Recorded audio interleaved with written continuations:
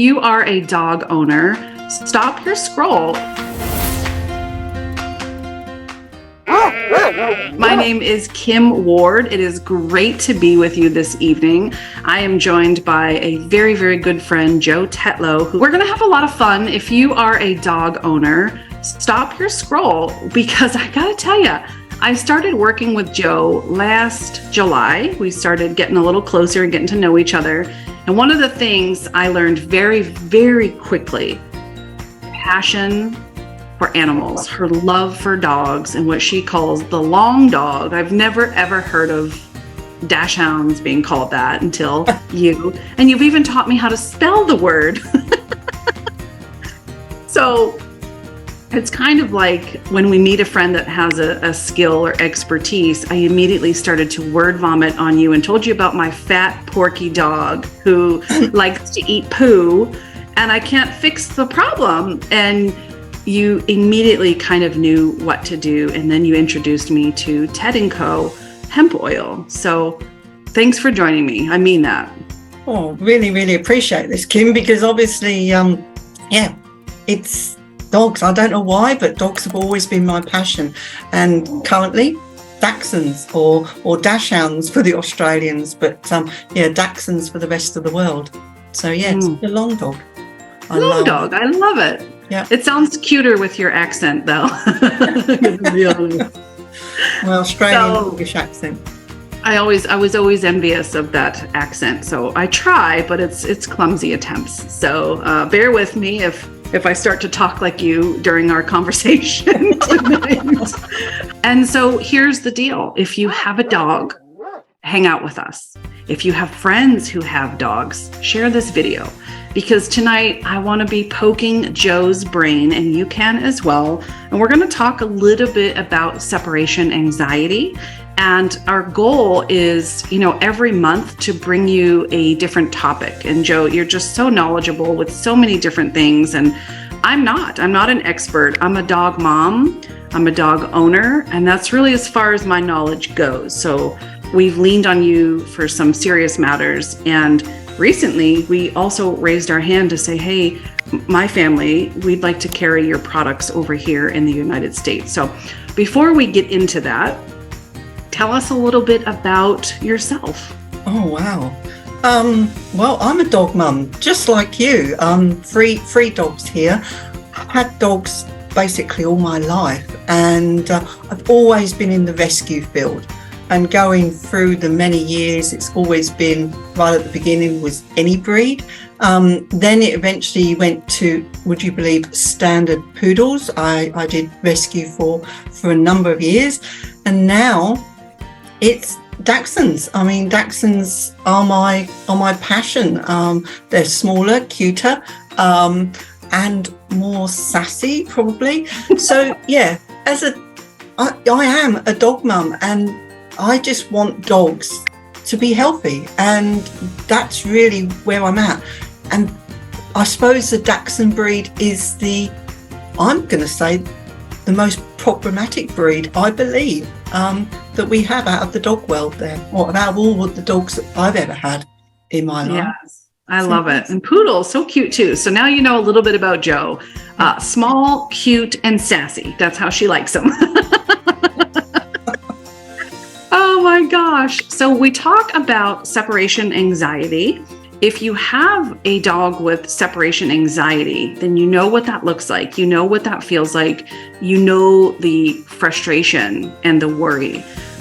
So could you kind of share with us a little bit about what would separation anxiety look like in a dog and what to expect? I mean, separation anxiety actually comes out in many ways, but I suppose the most common way that we see it is a dog being left, whether it be for a minute or 5 hours. They're howling, they're wailing, they're barking, they're pacing, so many different ways. But it can come out as a dog being destructive as well, where they're digging up the garden or destroying the house. So it comes out in very, very different ways for every single dog.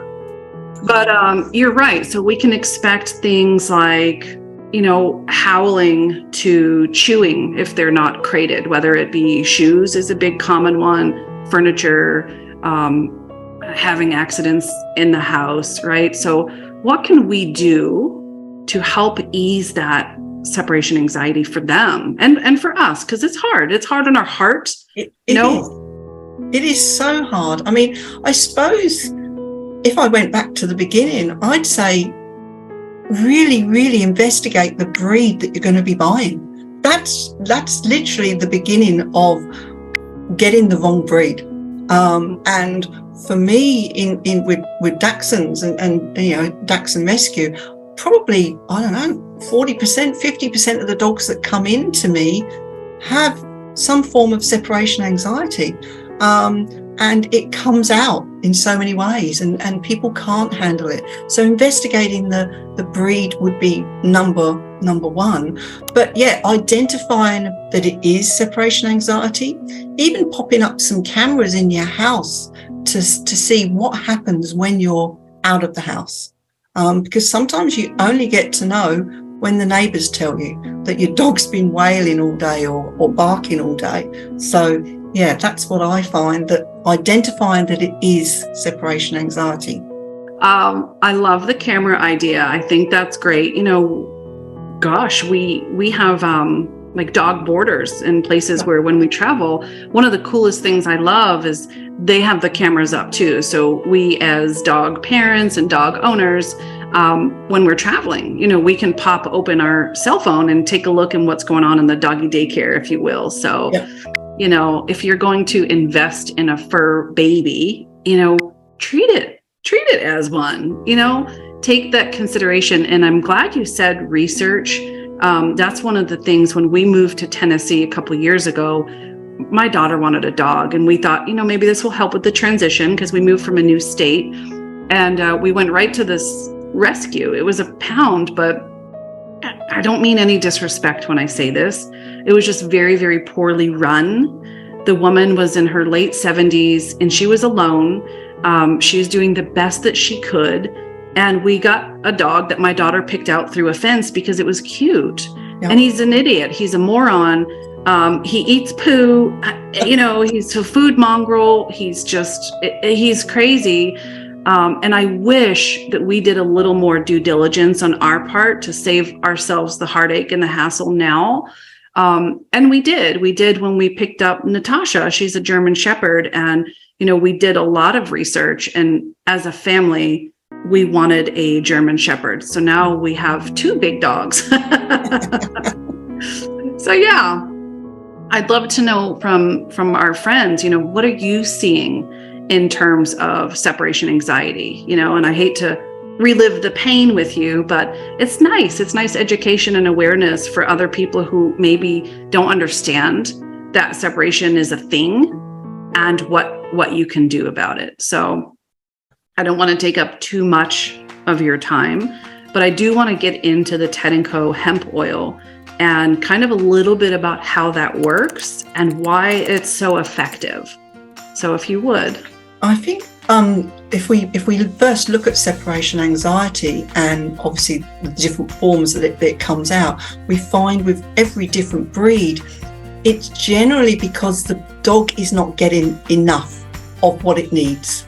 And as I say, it's different for every breed. But if we go back to a Dachshund, most people think that dog is a cute, small or long, small dog that, can go in your handbag and, that's it. But it's not. It needs more. It's a working breed of dog. And if you were to put a Kelpie or a Border Collie in your handbag, it's not going to work. And that's what you're doing with your Dachshund is they're not getting enough. So what I've found is, apart from when someone comes to me with separation anxiety in their dog, I always ask them, what are you doing currently? What's your day look like with that dog? And that's where we find things missing. And that's where we find we've got to make some changes. When we introduced Ted & Co. hemp, it was a game changer with so many. I'm going to probably say 95% of dogs with separation anxiety that are on Ted & Co. it was a total game changer. So apart from the few other changes that we made for each dog, and every dog is different, the Ted & Co was just a light bulb moment for the dog, in the fact that I was getting phone calls less than 4 or 5 hours after the people had picked up their hemp or had received their hemp, and they were saying, I've got a different dog. Joe, what's happening? Now, we're not drugging them. It's just literally, it goes into the body and it goes and finds the problem and it goes to work. With all the cannabinoids, the flavonoids, the terpenes, it all works as one. And it just, I'm going to say, just works. And I suppose Ted & Co hemp is very different to a lot that's on the market at the moment, because it's in its original state. It's just hemp. There's nothing changed with it. And also, I love where it's grown, obviously in Australia, but it's in such a precise location that the earth that it's grown is extra special. So that's what I like about Ted & Co hemp. I think that's one of the first things that really fascinated me when I first spoke with you about Ted & Co is learning about where it came from, where the plants were grown, and what kind of soil, in Australia, mixed with volcanic ash in the rain, all these amazing components. And I'm like, wow, they are able to bring really natural, wholesome goodness. And I don't mean to be so corny and cliche, but I mean it, back to what we need, because we are so very depleted, and as our dogs, I didn't know what I was feeding my dog before I started talking to you. How do we know how to read these dog labels and what food we're giving them? And it's like, it's a very scary thing. Shoot, now I know. And I wouldn't give that to my dog now if you paid me what I was feeding him before talking to you. So I'm a little curious, just for the people who within those 4 or 5 hours who put the hemp oil, Ted & Co, in their fur babies, what kind of things were they noticing?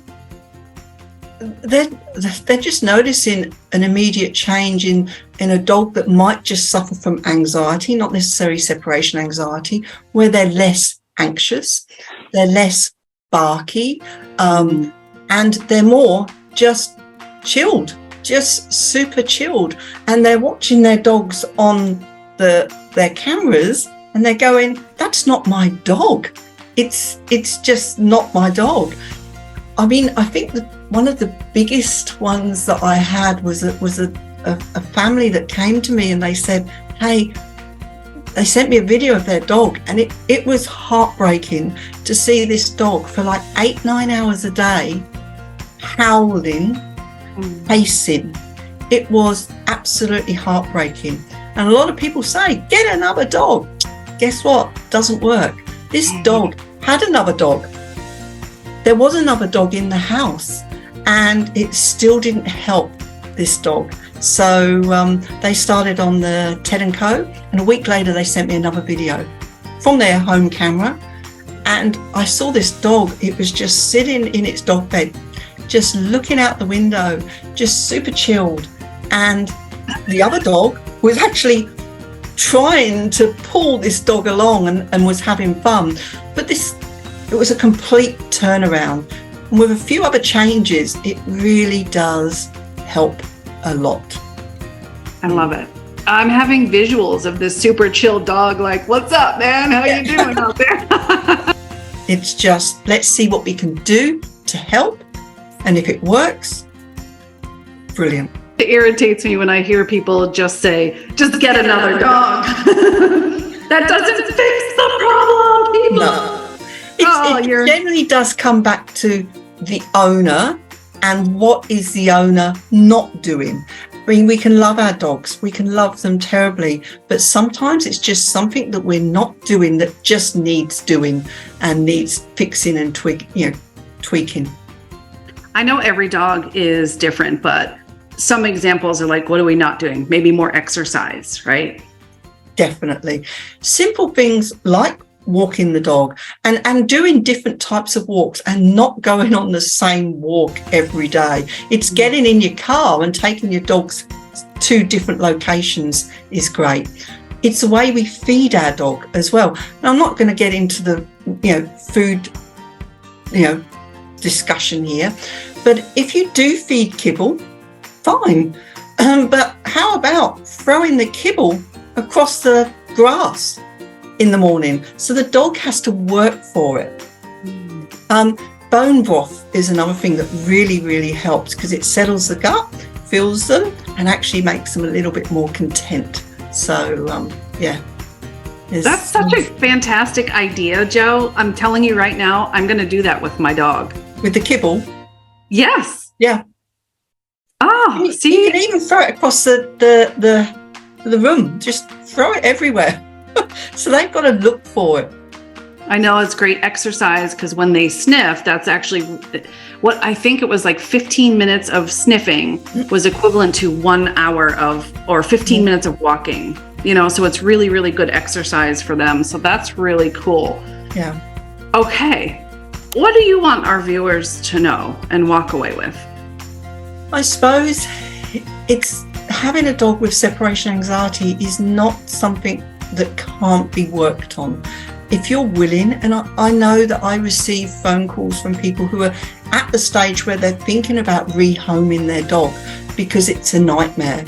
And literally after we've had a phone call and I've said, if you're willing to do a few changes, do you want to keep your dog? I'd much rather the family kept their dog than it come through me to be rehomed. And I've had so many people who have said, yeah, I'm willing. Let me try it. And we've had such good response that the people have changed a few things and the dogs are now these little angels.